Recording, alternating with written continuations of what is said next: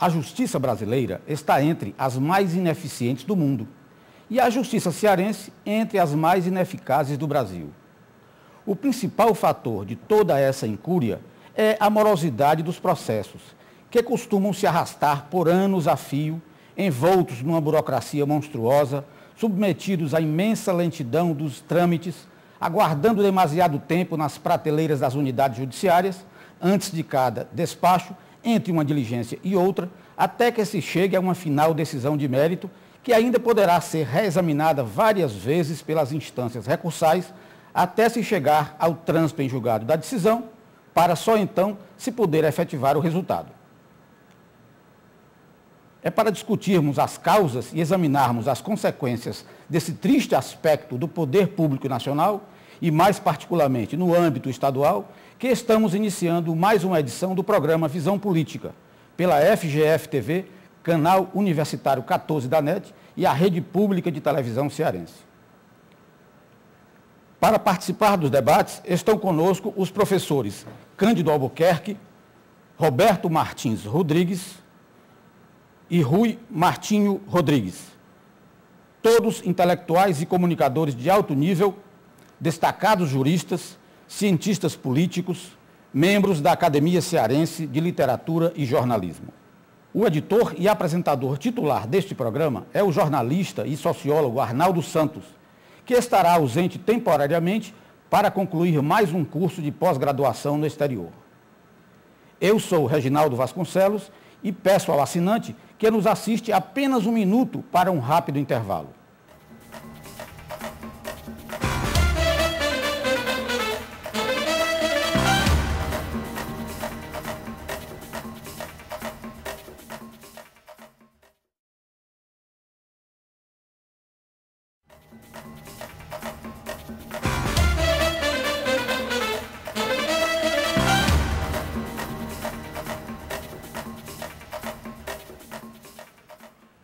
Estamos de volta para o primeiro bloco do programa Visão Política, pela FGF-TV, TV Universitária 14 da NET e Rede Pública de Televisão Cearense. Neste programa, vamos debater as causas e as consequências da morosidade da justiça brasileira, notadamente a cearense, tida como uma das mais vagarosas do país.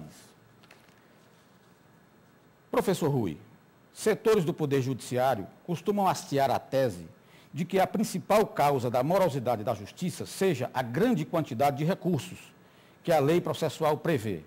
Recursos esses que costumam ser usados pelos que estão perdendo as causas, para protelar o término dos processos.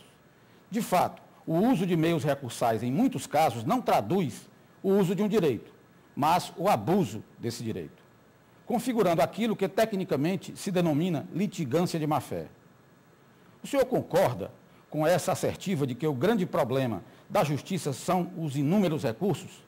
Não seria uma simplificação perigosa eliminar instâncias decisórias de reexame, em vez de envidar esforços para agilitar os julgamentos? Eu estranho um pouco a ênfase no número de recursos. Seja porque o judiciário tem a prerrogativa de não conhecer do recurso. O juiz se queixa que tem recurso demais, mas antes de examinar o mérito do recurso, existe o juízo de admissibilidade do recurso. Ele pode simplesmente não admitir. E esse juízo de admissibilidade começa na primeira instância, onde se origina o recurso, mas, novamente, ele se repete no tribunal para onde o recorrente se dirige, né? E seria um problema fácil de resolver nesse momento do juízo de admissibilidade do recurso. Embora certamente existam recursos que constituem chincanas, protelatórios, puramente protelatórios. Mas eu tenho observado, eu tentei acompanhar as reformas do processo civil entre 1996 e 2006. E depois de contar aí umas 14 reformas, eu desisti de acompanhar, não tento mais. Com tantas reformas, parece que nada mudou. Não tenho notícia. Além disso, tem outro fato que me chama a atenção. Em estados diferentes, Rio Grande do Sul, São Paulo, Paraná, Minas, Rio de Janeiro, Ceará, você tem uma celeridade processual distinta, embora tenha o mesmo Código de Processo Civil, o mesmo Código de Processo Penal. O que sugere que as grandes diferenças de celeridade de um estado para outro tenho mais relação com a gestão da atividade judicial. E quem tem uma militância constante nos fóruns, ouve, até quem tem uma militância eventual, ouve muito nos corredores, que o recurso que realmente retarda a prestação jurisdicional é o chamado recurso de gaveta. E contra esse não tem reforma que extinga o recurso de gaveta, né?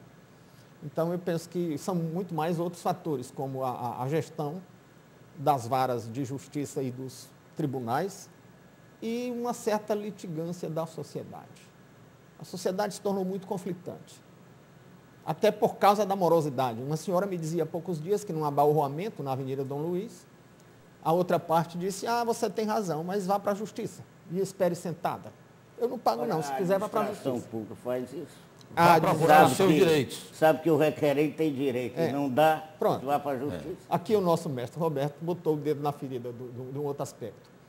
Algumas varas de justiça federal são abarrotadas com questões de órgãos federais. O INSS tem muita litigância. O maior cliente da justiça toda a repartição tem litigância público. de má-fé contra os funcionários, sabendo que vai perder, mas fica litigando para ganhar tempo.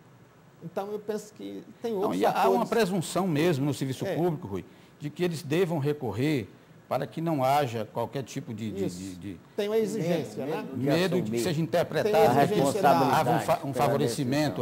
Então, eles vão sempre até a última instância recursal. Tem uma recursal. exigência da AGU nesse sentido. Agora, para a gente não ser radical, também vamos admitir, nós temos 4 instâncias revisoras. Tem a primeira instância, tem os tribunais dos estados ou tribunais regionais federais, tem os tribunais superiores e tem o STF. 4 instâncias, agora vale usar a linguagem dos jovens, é um pouco demais, né?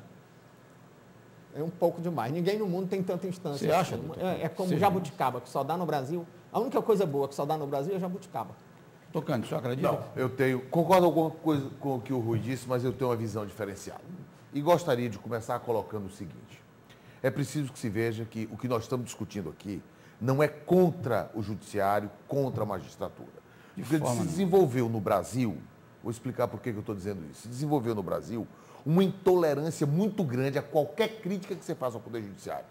Quando alguém faz qualquer crítica, por mais construtiva que ela seja, ela é recebida pela maioria da magistratura, não é pela magistratura toda, mas pela maioria dos juízes, como um ataque, como uma ofensa. E isso criou uma intolerância. Você não pode mais criticar. E isso tem que acabar. É preciso que se veja o seguinte: a sociedade tem o direito de dizer que tipo de judiciário ela quer. E até o dever. Até o dever. Porque no Brasil se criou o seguinte: o judiciário é que quer moldar a sociedade e não o contrário. Quer dizer, a sociedade é que tem que dizer como quer o judiciário. Portanto, essa intolerância crítica é um equívoco muito grande da magistratura. Com relação à morosidade no Brasil, com relação ao problema do Poder Judiciário no Brasil, vamos colocar o seguinte: no final da administração, no Ministério da Justiça, do Márcio Tomás Bastos, ele fez uma declaração, acho que todo mundo se lembra dela, que o grande problema do Poder Judiciário é gerencial. E é verdade. E nós podemos mostrar, porque você disse, a Justiça cearense é a mais lenta. Peraí, vamos fazer uma diferença. A Justiça Federal no Ceará está muito próximo do ideal. Muito próximo do ideal. E tem mais um detalhe, você não precisa ligar para a Justiça Federal para saber que hora o juiz vai lhe receber, não. Você pode ir lá 2 horas da tarde, o juiz está lá. Está lá e ele recebe. Ele recebe. Se você chegar às 5 horas da tarde, ele continua lá e ele recebe. É verdade. Quer dizer, então houve um gerenciamento que transformou. Eu converso com colegas, eu estou no dia a dia, minha advocacia é diária, eu estou no dia a dia do judiciário. Obviamente que quando você faz essa diferença, nós não estamos querendo dizer que a justiça estadual não seja, não esteja ruim, péssima. Não, não é isso que nós estamos querendo dizer. Nós estamos querendo dizer é que há necessidade de que os dirigentes do judiciário vejam a questão administrativa do poder. É preciso que se estabeleçam regras, horário, produtividade, acesso aos magistrados. Tudo isso é necessário.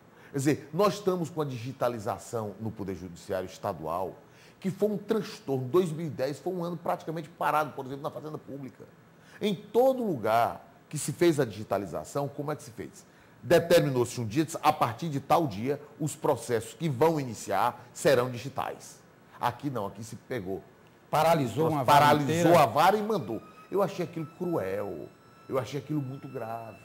Então, nós temos o material humano, ou seja, a magistratura estadual, intelectualmente é maravilhosa, mas eu não concordo com o gerenciamento.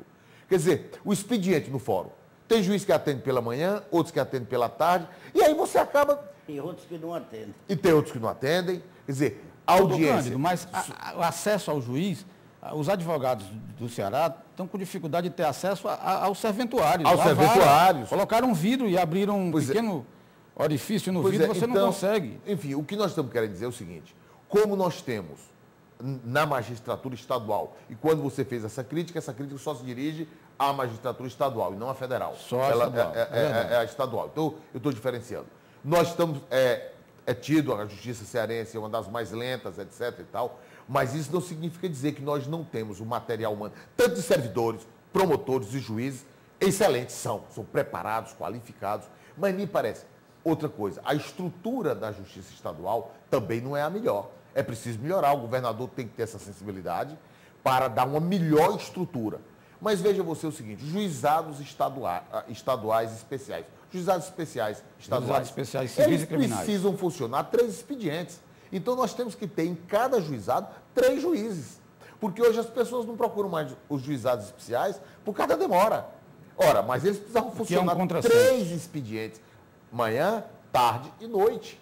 Mas você pega um juizado especial e bota só um juiz. Isso é impossível. Você está sacrificando o juiz. Então, veja você que nós temos uma série de problemas de ordem administrativa que precisam ser enfrentados. Agora, é preciso que o nosso Tribunal de Justiça abra uma linha de comunicação com a sociedade para receber essas sugestões, essas propostas. Não há interesse de ninguém, nenhuma pessoa séria quer criticar pelo prazer de criticar, denegrir, mas pelo contrário, nós precisamos do judiciário. É uma âncora da democracia. Portanto, nós queremos aperfeiçoá-lo. Mas nós, cidadãos, temos o direito de fazer críticas, principalmente em busca da solução dos problemas. Então, essa relação de crítica pedagógica é preciso que se deixe muito clara para que ela seja... Deixa eu colocar aqui o professor Roberto na discussão. Professor Roberto, está falando da questão da gestão do Poder Judiciário. Mas há problemas também na lei. Vocês vejam, a Constituição Federal assegura a todos a razoável duração do processo e os meios que garantam a celeridade da sua tramitação. Entretanto, os prazos que se impõem aos juízes, eles são prazos impróprios e que não geram nenhuma consequência punitiva quando o juiz descumpre. Ele faz ele trabalha com o tempo dele, não interessa a pressa. Então, isso não é uma antinomia, isso não é um conflito de leis, olha, de normas? O Cândido fez umas observações, fez um retrato que desde que eu comecei a advogar aqui do Ceará, em 1954, já se via naquela época, quando o judiciário crescesse, por força do crescimento da população, dos negócios, etc., a gente já sabia o que ia acontecer, Cândido. Exatamente porque o problema fundamental, que gera tudo que você pode dizer a respeito da lentidão, da ineficiência, etc., é um problema de gestão. O que a gente coloca nessa gestão? Não é apenas o comando de cada juiz da sua vara, ou a multiplicação de juízes, como no caso dos juizados especiais, a que aludiu o Cândido, mas você tem que colocar também a questão da autoridade dos comandantes, dos líderes do judiciário, para que as instâncias inferiores funcionem a contento, principalmente no sentido de atender as partes. É um desespero você conseguir falar até com um mero funcionário de muitas varas. E até no tribunal, eu cansei de ver placas em gabinetes de desembargadores estabelecendo horários para atender os advogados, e dias e datas. Professores, nós temos que ir para o Isso intervalo. aí, eu, por exemplo, sou um antiprocessualista. Eu acho que o processo devia ser uma regra de trânsito, mais nada. Mas os processualistas meteram na cabeça que tem que transformar o processo em ciência. E ele é muitas vezes complexo mesmo. Então, isso também é fator de demora. E há um outro fator, que nenhum exame de ordem vai conseguir provar. É a questão vocacional, Canto. Quantas pessoas fazem concurso para juiz ou tentam advogar sem nenhuma vocação para aquela atividade? Tem que ter pendor para a atividade, tem que ser vocacionado. E o senão... exame de ordem, lamentavelmente, não prova nada. Não prova a formação ética, não prova principalmente a vocação. Né? Até porque o curso de Direito não forma advogado especificamente, forma o bacharel. Forma bacharéis em Direito. Então, Professor Roberto, vamos interromper aqui para a gente recomeçar no próximo bloco. Os juízes se aposentam muito antes do tempo razoável de aposentar. Porque estão cansados, não gostam daquilo e tal. E por aí vai. Então, é um complexo de fatores que geram tudo isso. A lentidão, aquele negócio de dizer a justiça tarda, mas chega, isso não convence. Tarda, mas não falha. E o tocou num outro ponto muito, muito importante.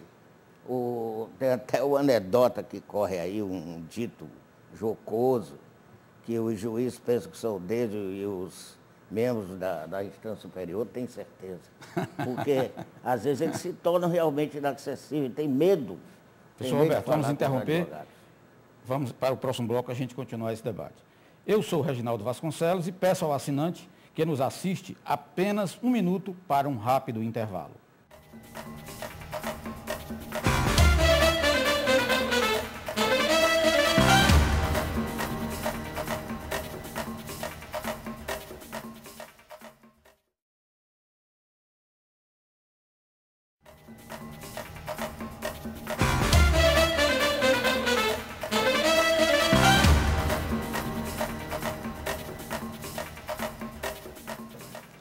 Estamos de volta para o segundo bloco do programa Visão Política pela FGF-TV, canal universitário 14 da NET e Rede Pública de Televisão Cearense. Neste programa, estamos debatendo as causas e as consequências da morosidade da justiça brasileira, notadamente a cearense, tida como uma das mais vagarosas do país. E eu vou recomeçar aqui com o professor Roberto Martins Rodrigues. Professor, a criação dos juizados especiais civis e criminais foi vendida à população como a solução do maior gargalo da justiça brasileira. Mas isso não se efetivou.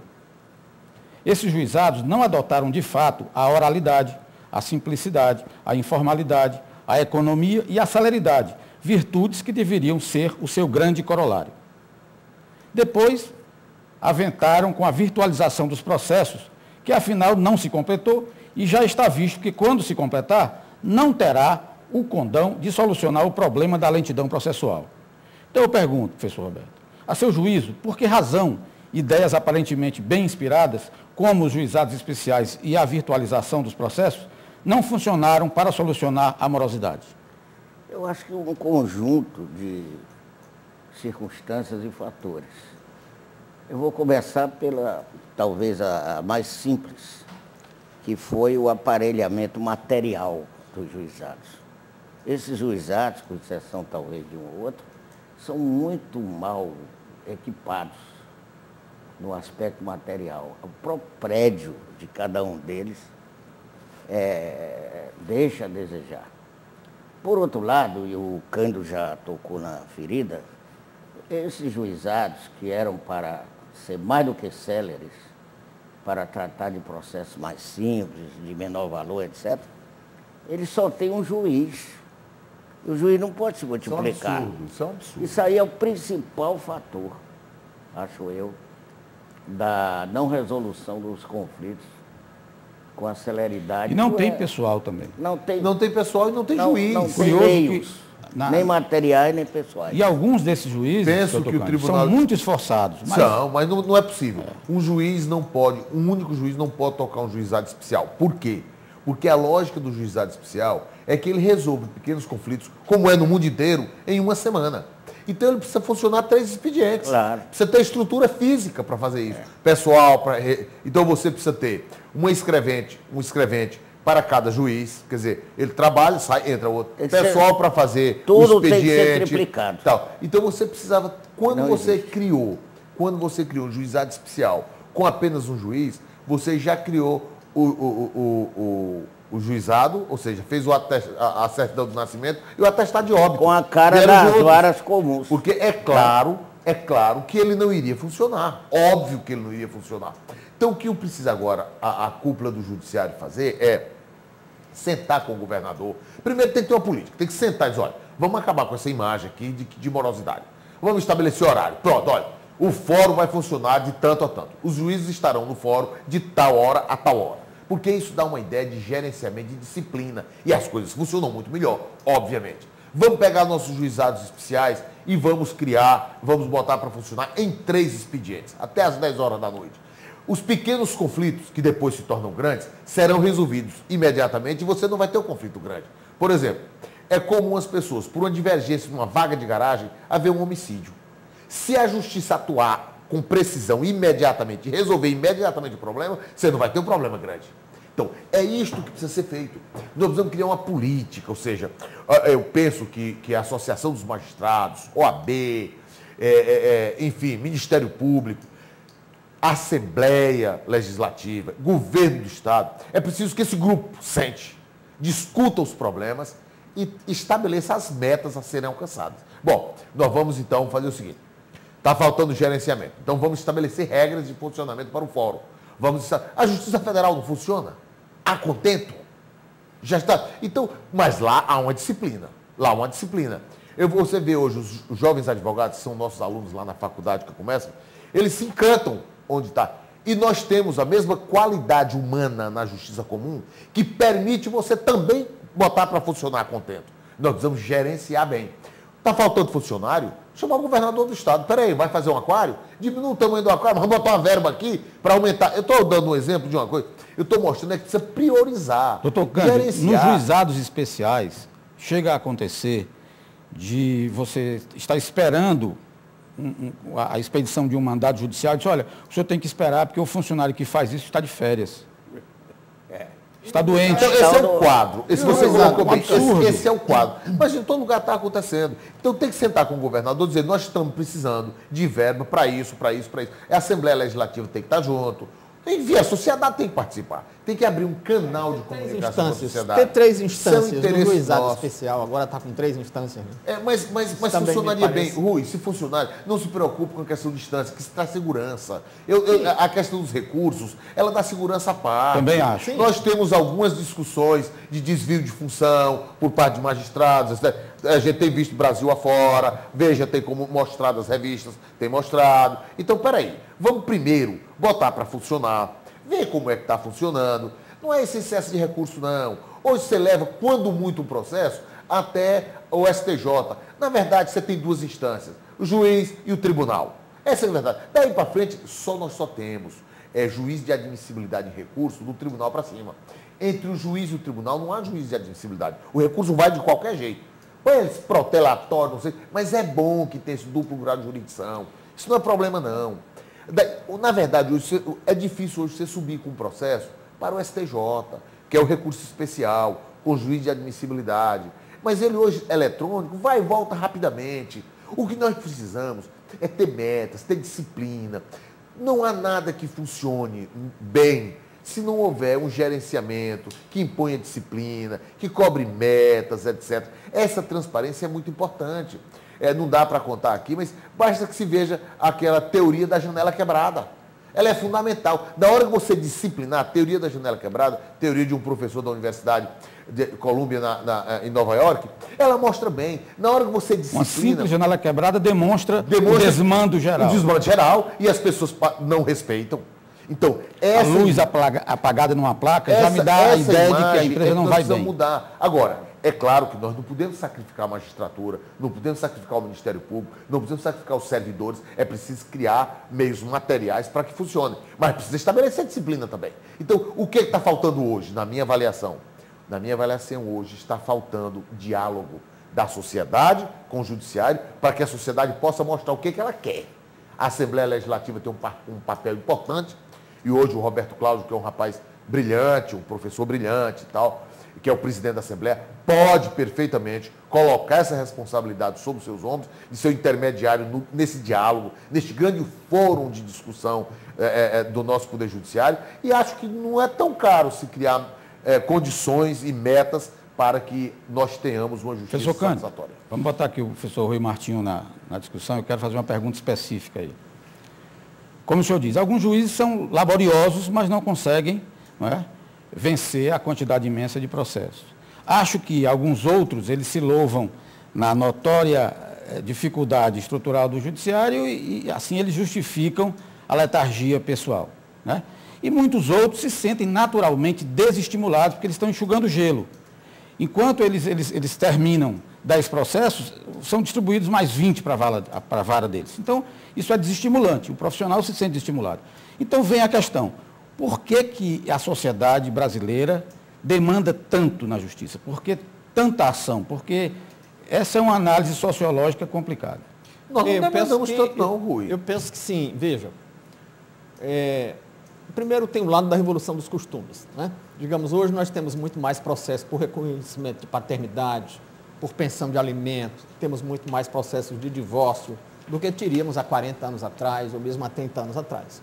Houve uma certa inflação de demandas em face das transformações nos costumes.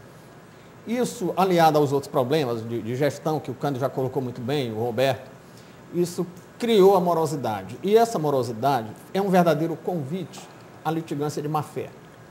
Então, as pessoas sabem que se a questão for para o judiciário, elas vão ganhar um enorme tempo e aí eles levam a questão para o judiciário.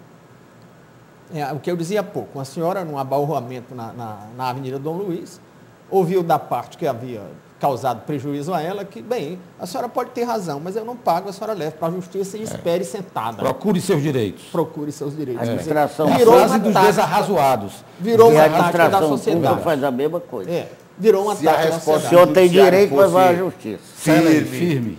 E eficiente, imediata. Ninguém se arriscava com isso. É verdade. Agora, também a sociedade se tornou intransigente, né? As pessoas estão muito Eu acho que nós somos muito tolerantes. Eu acho que no Brasil nós somos tolerantes. Eu acho que nós precisamos mudar a legislação em matéria penal. Eu acho que em matéria penal as pessoas deixaram de ter medo da justiça penal. Está muito fácil hoje. O Brasil é o único país do mundo que você só vai preso se sua pena for superior a 4 anos. Acho que em nenhum lugar do mundo existe isso. E veja bem, nós temos uma violência urbana muito grande. Ninguém hoje anda à noite na rua com medo de ser assaltado. Sim, tem esse aspecto. Mas veja, todo concurso... Mas veja bem, todo país do mundo que andou no sentido contrário, ou seja, passou a ser intolerante ao crime, entra também, conseguiu... Eu queria ouvir sua opinião também sobre o debate da menoridade. Todo concurso acaba na justiça. Eu sou da redução, mas eu explico já essa outra questão. Então, veja bem, apesar da violência urbana, tá, dos assaltos serem permanentes e constantes, etc., no Brasil, a cada dia mais você flexibiliza para os crimes com violência contra a pessoa. Tanto que essa última lei, que entrou em vigor agora no dia 4, que criou as medidas cautelares processuais alternativas à prisão, essa lei está encontrando uma resistência muito grande da magistratura, e com razão. Porque nós estamos ficando presos em casa enquanto o bandido está solto. Sabe qual é a aparente causa dessa lei e desse relaxamento? É o problema de não ter cadeia. Que façam suporte. Mas, por outro lado, tem realmente esse aspecto. O problema penitenciário é gravíssimo. O direito penal mínimo, e eu sou a favor do direito penal mínimo, mas no Brasil ele está mínimo demais. Agora, veja. Mas tem um outro aspecto. Mas tem um outro aspecto. Hoje, por exemplo, todo concurso acaba no judiciário. Aí eu acho que é uma certa intolerância. Todo mundo quer se reservar o direito de se substituir à banca. O interessado quer se substituir à banca. E com aquela ideia de que não se afastará da apreciação do judiciário nenhuma lesão ou ameaça de lesão ao direito, todas as coisas estão indo hoje para a justiça. E o neoconstitucionalismo extinguiu aquela separação de poderes, aquela coisa. Os atos discricionários não eram tão submetidos à apreciação judicial outrora. Eu acho que devem ser mesmo... Mas quem é que está dando esse exemplo maior no Brasil? O Supremo. O Supremo Tribunal Federal sufocou o Congresso. E o nosso Congresso, que tem uma composição de péssima qualidade, porque nós temos ali alguns parlamentares que são péssimos. desqualificados moralmente, desqualificados intelectualmente. Lá está cheio de mensaleiro, cheio de... Enfim, nosso judiciário, e não é só o Tiririca, não. Tem muita gente lá que não sabe o que é um parlamentar.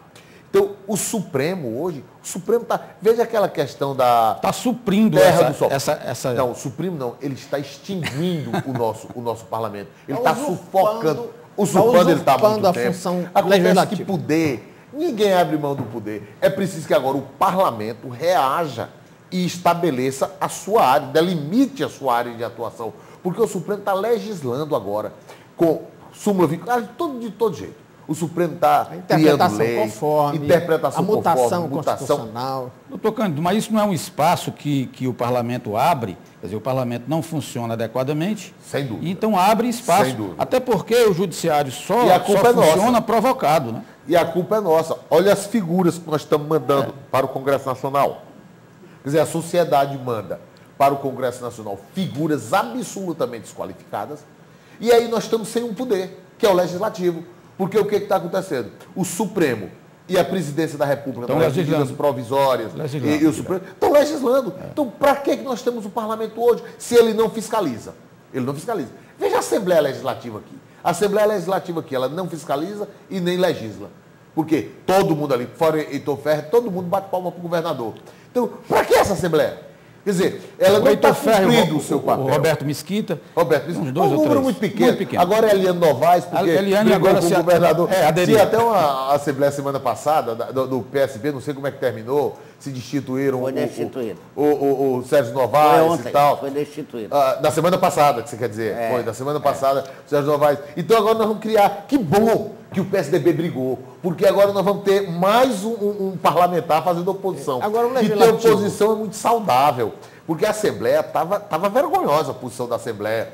Quer dizer, graças a Deus eles brigaram aí por essa indicação a prefeito de Fortaleza e, portanto, agora nós temos na oposição Roberto Mesquita, Heitor Ferrer e Eliane Novaes. Quem sabe uma próxima briga tragam outros deputados para a oposição. Agora, como cidadão, ficarei muito feliz. Nós precisamos ir para o intervalo, então no próximo bloco a gente retoma essa discussão, pedindo ao assinante um pouco de paciência, apenas um minuto, para a gente retomar esse debate, esse candente debate.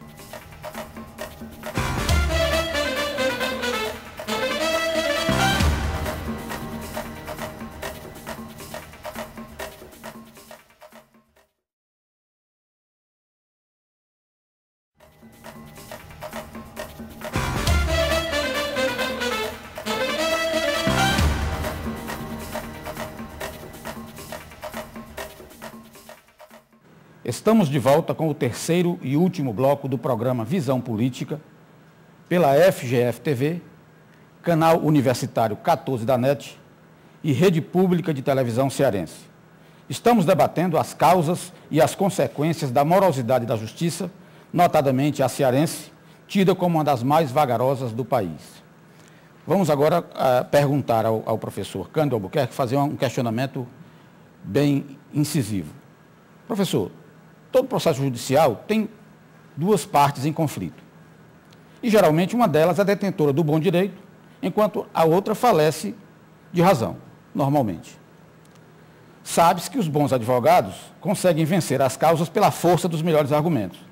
Mas, da mesma forma, é sabido que também se ganham honorários vultosos para defender causas inglórias, cuja demora favorece o litigante. Então, eu pergunto, a quem o senhor acha que interessa resolver de fato a questão da morosidade da justiça, tornando mais célere os processos judiciais? Aos juízes? Aos advogados? A todos os jurisdicionados? Ao conjunto da sociedade? Olha, essa pergunta é uma pergunta muito interessante, porque às vezes você vê claramente o conflito.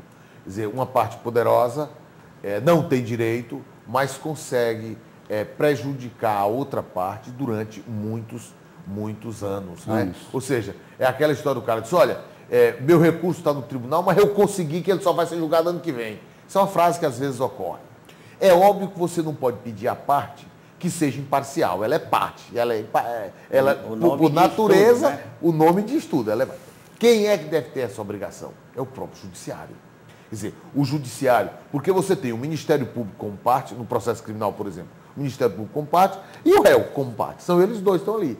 Portanto, deles você não pode cobrar imparcialidade, eles são parte. Quem é imparcial? O juiz. Então, é ao Poder Judiciário que se deve creditar a responsabilidade pelo andamento normal. Quer dizer, quando alguém vai em juízo, ele vai sempre achando que tem direito. Ou seja, porque juridicamente ele tem direito, ou porque ele, às vezes, a parte pensa o seguinte, olha, eu errei, mas fulano também errou. Ele se atribui uma questão moral que, embora ele não tenha juridicamente o direito, mas ele acha que o outro também não tem, porque moralmente... Então, veja bem, julgar é uma atividade difícil, realmente difícil. A atividade do magistrado não é fácil. Ele, ao julgar, ele vai desagradar alguém. Por isso é que ele é dotado de algumas garantias. Até no caso do Brasil, excessivas, que eu acho que nem precisam mais. Algumas garantias constitucionais que não são. Elas são importantes nos regimes de exceção, mas nos regimes... A inamovibilidade do juiz, por exemplo. Eu acho que num regime democrático, como é o Brasil hoje, ela não tem nenhuma importância. Ela acaba se tornando, gerando um privilégio. O juiz, por exemplo, não trabalha, mas você não pode tirá-lo de lá. Ele não gosta de uma parte, mas você não pode removê-lo. E isso não é interessante. Não é. Eu acho que tem algumas garantias, mas ele precisa ter segurança para desagradar os poderosos. Então, esse mecanismo existe. Agora, é preciso, portanto, que nós tenhamos órgãos, que se tenha órgãos de fiscalização importantes para cobrar essa imparcialidade do juiz. O juiz, quando ele verifica que o advogado ou a parte está tentando atrasar o processo para prejudicar o outro lado, ele deve adotar os meios legais existentes, e existe isso, para fazer cumprir a lei no prazo razoável. Mas essa não é a questão, não. Confesso a vocês, afirmo a vocês com certeza, não é a questão. A morosidade é generalizada. Aliás, às vezes você tem até a suspeita pressa no julgamento do processo. Então, nós estamos vivendo um momento em que nós precisamos botar numa linha de produção. Todos os processos devem ocorrer da mesma forma. Como é que você explica um recurso chegar no tribunal e ficar 6 anos para ser julgado, e outro de 6 meses está sendo julgado? É preciso ter um critério. Nós precisamos estabelecer critérios, porque isso afasta a pessoalidade, que é fundamental no trato da justiça. Ou seja, os processos deram entradas, claro, todos não vão ser julgados ao mesmo tempo, porque a complexidade dos processos é diferente. Mas também é preciso que haja um mecanismo mínimo que se cobre o andamento do processo. Quer dizer, o juiz pode até demorar para julgar um processo mais do que o outro, lógico, isso vai acontecer sempre, mas não pode demorar de movimentar o processo. A movimentação do processo tem que ser igual. O impulso oficial. Tem que ser igual. Agora, se um é mais complexo, vai depender de 3, 4 audiências, ele vai ser julgado mais demorado. Mas, por exemplo, nada justifica que o juiz marque 3 audiências num processo e não marque em outro. Porque ele está privilegiando um. Então, a corregedoria tem mecanismo de controle, a OAB poderia controlar isso melhor. É isso que eu queria perguntar ao professor Roberto, se ele acha que a OAB tem mecanismos, legitimidade sim, mas tem mecanismos para pressionar? Tem feito movimentos, tem feito reuniões, recentemente se reuniu com a Associação dos Magistrados. Ela pode representar contra o juiz, a quem de direito, né? A corregedoria, o próprio tribunal a que o juiz se vincula hierarquicamente, e pode adotar até medidas judiciais de natureza disciplinar ou penal contra aquele magistrado, se depender, e ele que se defenda, diga que não depende dele, por isso. Então, mecanismos legais nós temos de sobra.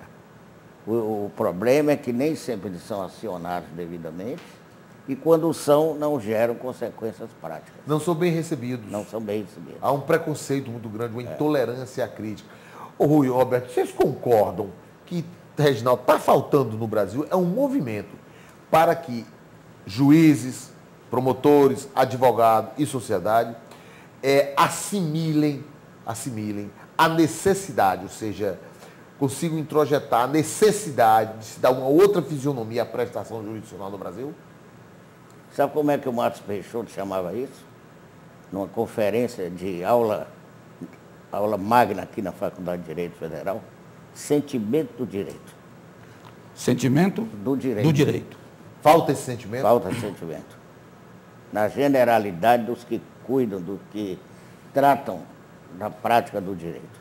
Eu acho que, com exceção da legislação penal, que eu ando um pouco preocupado, e olha que eu sou professor de direito penal, mas ando preocupado com a legislação penal, realmente ando preocupado, porque a violência está aumentando e nós estamos flexibilizando. Mas algumas leis são encarceradoras, como Algumas condutas que eram mera contravenção estão virando crime. Há uma certa tendência para maximizar uns certos aspectos do direito penal. Não, mas nos crimes com Por exemplo, a violência legislação contra a sobre pessoa- armas se tornou muito mais draconiana. A legislação sobre os conflitos familiares e interdomésticos se tornou draconiana. Mas a legislação em relação às armas atinge muito mais o cidadão. A arma Sim. cidadã, a arma lícita. O que é um absurdo. É um O que é um absurdo, Rui. Está Mas havendo uma só que dá- contradição. é uma o contradição. Reginaldo tem razão. É um Eu me absurdo. oponho a essa havendo legislação, uma e por isso é que eu contradição. denuncio isso como uma política penal maximalista, quando toda boa doutrina vai na direção do direito penal minimalista. O que me envergonha hoje no Brasil é você verificar que nós não temos mais garantia. As pessoas hoje, a violência do Brasil só não é maior porque nós privatizamos a segurança pública. Qual é o prédio que não tem hoje câmara, guarda armado, etc. Nós privatizamos a segurança pública.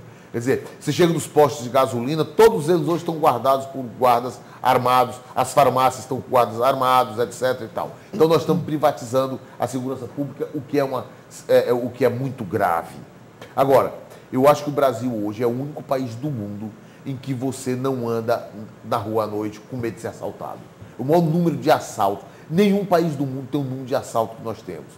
Sequestros, assaltos, estupros, etc. Homicídios, etc. e tal. Porque os outros crimes você pode, com certeza, combater com medidas que não sejam prisão.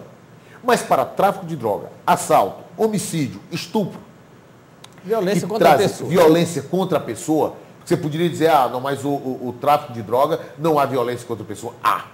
Todo grupo de tráfico de droga tem homicídio pelo meio, tem violência. Tem a violência Mas está isso envolvida aí, nisso. Cândido, me permita só uma parte, é a questão do tráfico.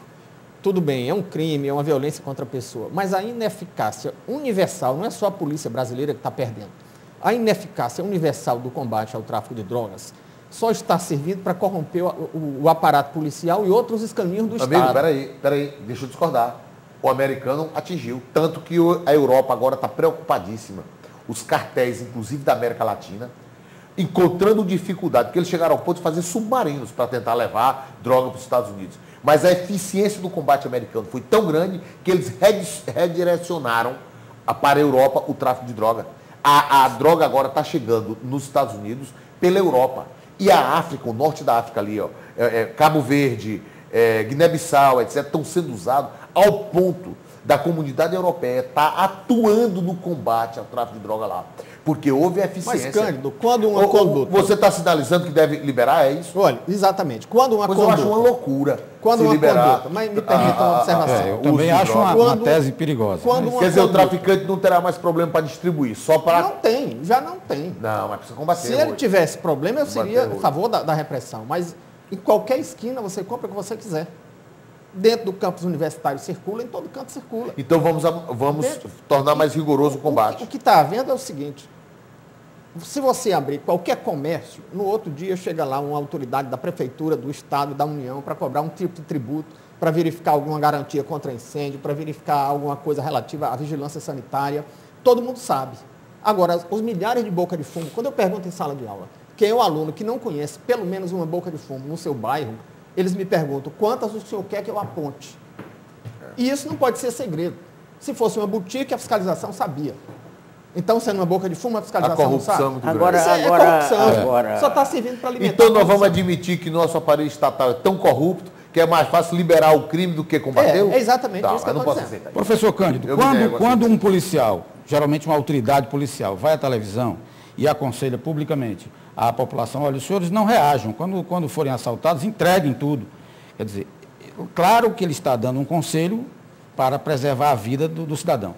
Se ele desse esse conselho diretamente, eu entendia. Mas ele falando isso na TV, ele está sendo ouvido por toda a Ele está bandidagem. confessando a incompetência. Ele está confessando a incompetência e está Você fortalecendo o Criou-se- crime, o bandido. Você Diz, olha, quer escola protegendo melhor de crime o bandido mais do que certo os fica que programas pode agir policiais? impunemente. É verdade. Não existe. O bandido, Ali quando, é didático.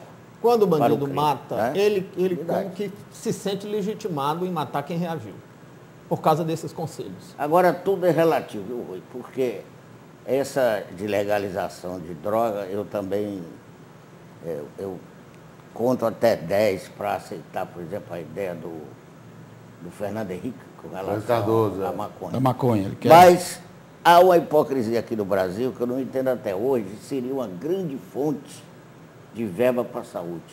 É a legalização dos jogos. Legalização de quê? Os jogos chamados de azar. Isso é a maior hipocrisia do mundo. E o Dutra assinou o decreto-lei por pressão Roberto, me do permita cardeal só uma do Rio de observação. Janeiro. Olha, numa sociedade hedonista e amoral, Todo mundo joga. o problema está Por que que nós não temos... cobrar desse pessoal? A raiz dinheiro do pra problema saúde? está no fato de que nós temos uma sociedade amoral, inteiramente amoral, É e verdade. hedonista. É verdade. E jogo de azar, e droga, essas coisas todas representam o hedonismo e a amoralidade. Mas no mundo inteiro E não se tem joga. quem possa ir contra O mundo inteiro se uma joga. realidade de uma sociedade. A sociedade é amoral e é hedonista. E por isso ela persegue essas coisas. Mas isso é internacional. Mas nós estamos chegando ao final do programa, professor Roberto. Eu queria colocar aqui, para finalizar, pontuar com o seguinte. A OAB cearense fez recentemente uma representação ao Conselho Nacional de Justiça e o conselheiro cearense Jorge Hélio, que inclusive já participou aqui dos nossos debates, ele fez severas recomendações ao diretor do Fórum, Clóvis Bevilacqua, para que ele se empenhe na questão da celeridade processual, essa questão de gestão que vocês estão colocando, já colocaram. Então, eu pergunto assim, o que é que a gente pode esperar, doutor Cândido, do governo? O governo estadual poderia fazer um investimento maior, reservar maiores verbas orçamentárias para resolver esse problema da morosidade? Eu lhe perguntaria, eu lhe devoraria com uma resposta. A sociedade quer mudar o Poder Judiciário? Porque eu só acredito numa mudança se houver um movimento social De baixo para cima. De baixo para cima. Eu acho até que a Assembleia Legislativa é o órgão mais indicado, mesmo a nossa Assembleia aqui, que é dócil ao Executivo e que não exerce as suas atribuições como devia, eu acho que é o órgão mais indicado para iniciar um movimento de modernização de práticas, costumes e estrutura do Poder Judiciário, para que ele seja satisfatório. Porque o que ocorre é o seguinte, o mais penalizado aí é o pequeno. Ou seja, é aquela mulher que está atrás da pensão de alimentos, do reconhecimento da paternidade, que ela passa 3, 4 anos indo ao fórum quando pode e tendo que trabalhar para sustentar o filho que o pai não quer pagar a pensão, é a casa, o uso capiãozinho pequeno da pessoa pobre que o poderoso está querendo lhe tomar a casa e tal.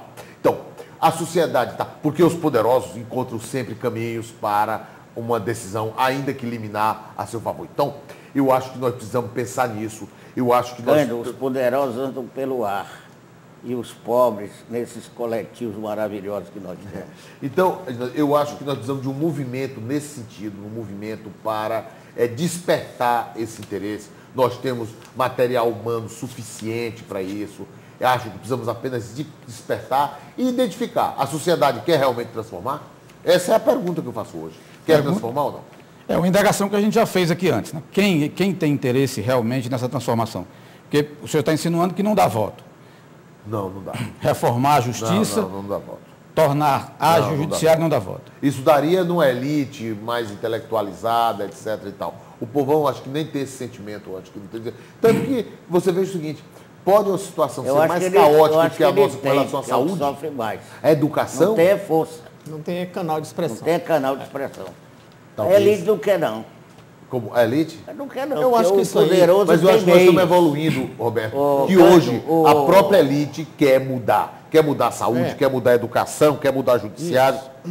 Eu acho que você já sente, né, elite? Veja bem, nossa geração é uma geração que foi meio contaminada, saindo ali no golpe de 64, vindo para cá, vivendo um momento difícil, que foi a redemocratização, que traz valores novos e aparece sempre os vigaristas para esticar a corda para um lado e para outro, ao invés de sedimentar uma democracia séria, com ética, etc. e tal. Me Que se permite viu uma muito analogia. no Brasil, essa relativização da ética, que se viu muito proximamente, corrupto perdeu o medo de falar, os medíocres também. Então o cara faz um discurso absolutamente falso em nome da democracia, defendendo seu interesse pessoal. O cara que falou a vida inteira em defender massas, os menos favorecidos, quando chegam no governo querem roubar, ficarem milionários. Então, isso é um período. Mas essa geração nova, ela está saindo com uma consciência melhor. Essa meninada que está aí entre 10 e 15 anos, ela vai chegar à maturidade com uma visão ética muito mais sedimentada do que a nossa, e eles vão mudar. Nós temos o papel nossa geração tem o papel de pelo menos iniciar esse movimento, que vai ser concretizado pela geração que vem depois da nossa. Professor Rui, eu faço uma analogia. nós estamos... escolas que Nosso são tempo se esgotou, nós já estamos no final do programa. Eu faço uma analogia aí com a Rapidamente, inflação. professor Rui. A inflação cresceu porque beneficiava alguns. Até que chegou a um ponto que passou a prejudicar a todos. A todos.